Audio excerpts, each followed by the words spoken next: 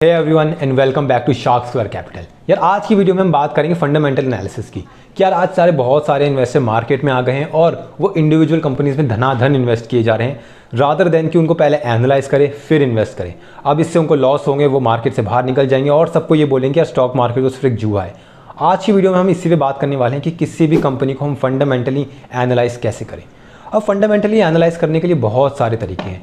आज हम बात करेंगे रेशियो एनालिसिस की कि हम फाइनेंशियल रेशियोज़ को यूज़ करके किसी भी कंपनी को कैसे एनालाइज करें और ये देखें कि वो यार इन्वेस्टमेंट के वर्दी है भी या नहीं। सबसे पहला आता है हमारा प्रॉफिटेबिलिटी रेशियो। यार प्रॉफिटेबिलिटी रेशियो में ये बताते हैं कि ये कंपनी प्रॉफिट कितना जनरेट कर रही है। अब इसको मेजर करने के बहुत सारे तरीके होते हैं। ये वीडियो में मैंने बहुत ही सिंपल रेशियो यूज़ किए हैं। सबसे पहला जो प्रॉफिटेबिलिटी रेशियो है वो है रिटर्न ऑन इक्विटी।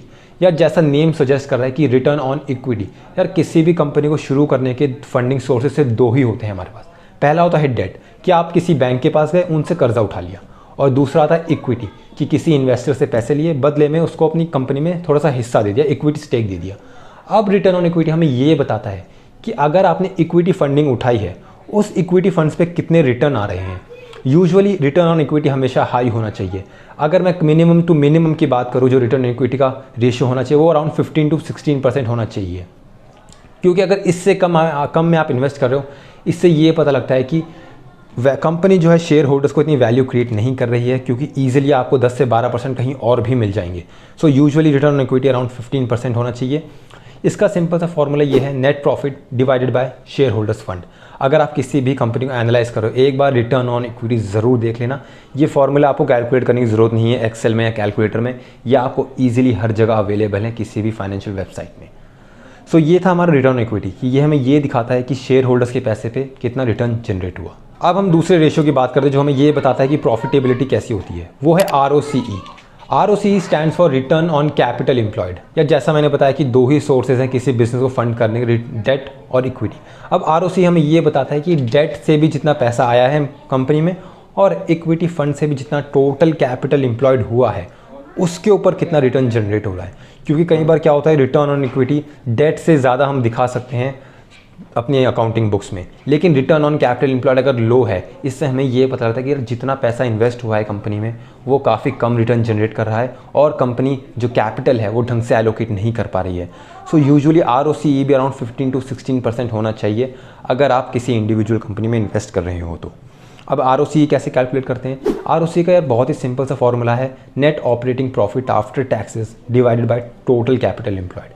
सो हमेशा याद रखना यार ROCE ये बताता है कि टोटल कैपिटल पे कितना पैसा जनरेट हुआ है। अब हमने डेट की बात कर ही ली है तो हम डेट रेशियोज़ को देखते हैं कि किसी भी कंपनी में कर्जे को कैसे एनालाइज करते हैं कि किसी कंपनी में कर्जा बहुत ज़्यादा तो नहीं उठा लिया या बहुत कम तो नहीं उठा लिया।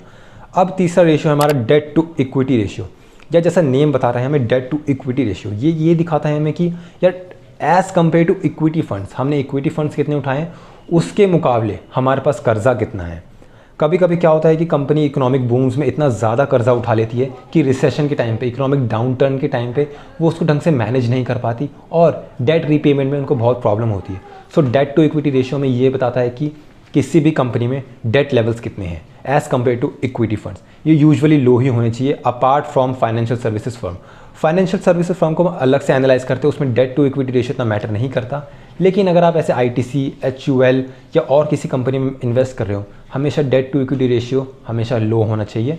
इसलिए डेट टू इक्विटी रेशियो को एनालाइज करना बहुत ही ज़्यादा इंपॉर्टेंट। यार अब हम बात करेंगे शॉर्ट टर्म फंड्स रिक्वायरमेंट की किसी भी कंपनी के। या कंपनी के डे टू डे खर्चे होते हैं, या किसी को पैसे देने हैं, किसी सप्लायर को पैसे देने हैं, कस्टमर से पैसे लेने हैं, इसको हम कैसे एनालाइज करें?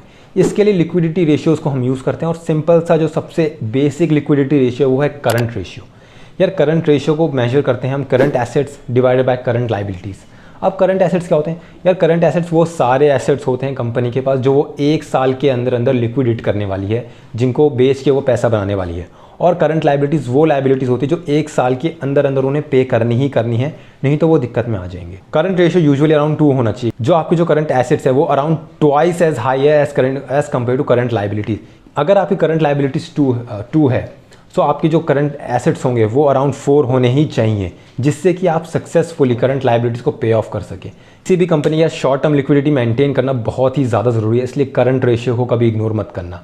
ज़्यादा ROC देख ले, ज़्यादा ROE देख ले, लेकिन अगर कंपनी शॉर्ट टर्म में अपनी नीड्स पूरी नहीं कर पाई तो ओवर द लॉन्ग रन उनको बहुत ज़्यादा प्रॉब्लम फेस करनी पड़ सकती है। सो करंट रेशियो को हमेशा एनालाइज करें और ये usually around twice as high होनी चाहिए as compared to current liabilities. यार हमने प्रॉफिटेबिलिटी देख ली, डेट देख लिया और लिक्विडिटी भी देख ली। अब हम देखते हैं वैल्यूएशन। यार किसी भी कंपनी में इन्वेस्ट करने से पहले हमें वैल्यूएशन देखना बहुत ही ज़्यादा ज़रूरी है कि जो करंट प्राइस है किसी भी कंपनी का वो ज़्यादा हाई या लो तो नहीं है। इसको हम बहुत ही बेसिक सिंपल से मेजर कर सकते हैं, जो बेसिक बिगिनर्स के लिए है वो है PE रेशियो। यार PE रेशियो सिंपल से हमें ये बताता है कि price as compared to earnings कितना ज़्यादा हाई है। अब इसको मेजर करने के लिए हम सिंपल से करंट मार्केट प्राइस जो आपको इजीली स्टॉक एक्सचेंजेस पे अवेलेबल होगा और कंपनी की इनकम स्टेटमेंट में EPS के थ्रू इसको प्राइस से डिवाइड करके हम आराम से PE रेशियो निकाल सकते हैं। इससे हमें ये पता लगता है यार कोई भी एक इन्वेस्टर कंपनी में 1 रुपया कमाने के लिए कितने रुपए दे रहा है कंपनी में। अगर मान लीजिए ITC का शेयर प्राइस आज 200 है और जो EPS है कंपनी को वो 10 है, तो PE रेशियो इस फॉर्मूले के अकॉर्डिंग हुआ 20।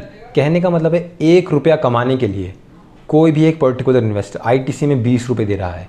जितना PE रेशियो यूजुअली लो होता है लोग मानते हैं कि वो कंपनी अंडर वैल्यूड है, लेकिन यूजुअली ऐसा नहीं भी होता है। लेकिन आप शुरू में ये देख सकते हो कि जो PE रेशियो है हमें एक आइडिया दे देता है कि यार ये कंपनी अंडर वैल्यूड है या ओवर वैल्यूड है। वैल्यूएशन जो है वो बहुत ज़्यादा टेढ़ी खीरा है, हम सिर्फ PE रेशियो देख के नहीं बता सकते, लेकिन आपको एक आइडिया ज़रूर मिल जाता है PE रेशियो देख के कि ये स्टॉक ओवर वैल्यूड है या अंडर वैल्यूड है। यूजुअली अगर इंडस्ट्री से किसी भी कंपनी का PE रेशियो कम है तो ये हमें ये साइन बताता है कि यार ये थोड़ा बहुत अंडर वैल्यूड है। सो ये थे 5 रेशियोज़ जो किसी भी बिगिनर के लिए बहुत ही ज़्यादा ज़रूरी है।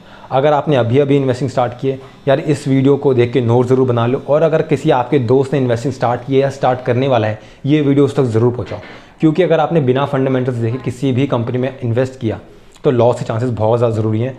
और ये 5 बेसिक फाइनेंशियल रेशियोज़ बहुत ही ज़रूरी होते हैं कंपनी को एनालाइज करने के लिए। यार चलिए आज की वीडियो को मैं यही एंड करता हूँ। I hope you learn something. Over and out and thank you so much.